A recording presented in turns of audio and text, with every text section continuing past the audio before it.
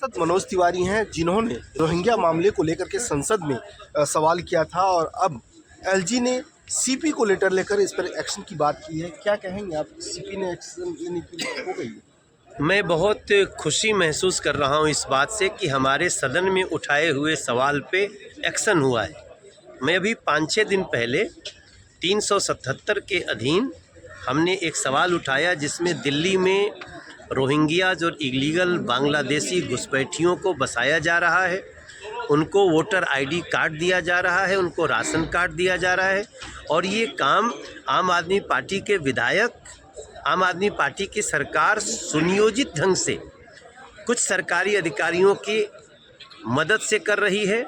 मैंने यही मांग की थी कि इस पर जांच हो, उन सरकारी अधिकारियों पे, उन विधायकों पे और जो लोग इसमें लिप्त हैं, क्योंकि इलीगल घुसपैठिया कभी भी किसी हमारे देश का वोटर नहीं हो सकता। वो 1 महीना नहीं, साल भर बाद, 2 साल बाद भी पता चलेगा। तो ऐसे लोगों को पनिशमेंट मिलनी चाहिए, जिसने बनाया उसको पनिशमेंट मिलनी चाहिए और मेरी वो मांग स्वीकार हुई है। I am very happy, thank you LG महोदय, आपने इस पे एक्शन लिया है और अभी इन सभी इलीगल घुसपैठियों को चुन कर इनको डिटेंशन सेंटर में ले जाने की ज़रूरत है ताकि इनको इनके देश वापस भेजा जा सके। आम आदमी पार्टी कहती है कि चुनाव जब आता है तो रोहिंग्या का मामला उठता है, ये पूरी तरह से राजनीति है। नहीं, चुनाव आएगा तभी तो हमको चुनाव में किसका वोट फर्जी है, किसका वोट सही है, कौन सही आदमी वोटर नहीं बन पा रहा है। तो हर चुनाव में हर पार्टी वोट बनवाने और फर्जी वोट कटवाने का काम करती है।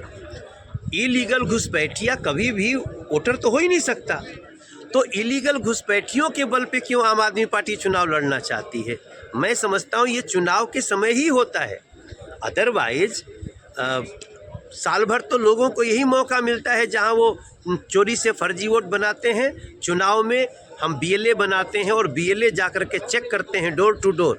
अभी आपको जान के आश्चर्य होगा कि हम लोगों की जानकारी में एक ऐसा कमरा आया जिस 10 × 18 फीट के कमरे में 30 वोट बना हुआ है। 10 × 18 में 30 वोट, 10 फीट × 18 फीट के एक कमरे में 30 वोट एक विशेष समुदाय के हैं। और सबसे बड़ी बात कि वो उसमें रहता एक आदमी भी नहीं है। चुनाव के 2 दिन पहले वहाँ आते हैं लोग वोट डालने। एक खाली प्लॉट मिला है जहाँ से 78 लोगों का वोटर आईडी कार्ड है, खाली प्लॉट से। रहते हैं कि नहीं लोग? खाली प्लॉट में 78 लोग हैं और प्लॉट में चुनाव के पहले ही आते हैं।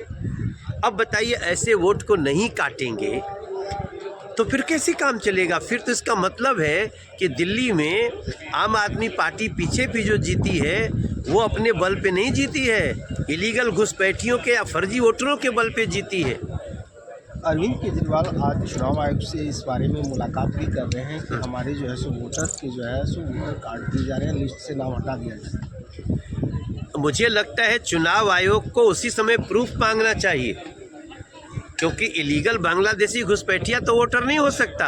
अगर इलीगल घुसपैठियों को वोटर बनाने के लिए आम आदमी पार्टी कोशिश कर रही है तो आम आदमी पार्टी को उसकी सज़ा मिलनी चाहिए। एक खबर बिहार का है, बिहार का एक लड़का है समस्तीपुर का और बेंगलुरु में उसने सुसाइड कर लिया, अतुल सुभाष, और उन्होंने पूरी तरह से कोर्ट पे आरोप लगाया और दहेज प्रताड़ना का मामला है। तो आपको क्या लगता है, इस पर सोचने की ज़रूरत है? देखिए, कल हम भी एक ऐसे ट्वीट सर्च करते करते एक वीडियो मेरे पास आया जहां मैंने इस केस को सुना और मैं सुना तो बड़ा भावुक हुआ, मैं बड़ा चिंतित हुआ।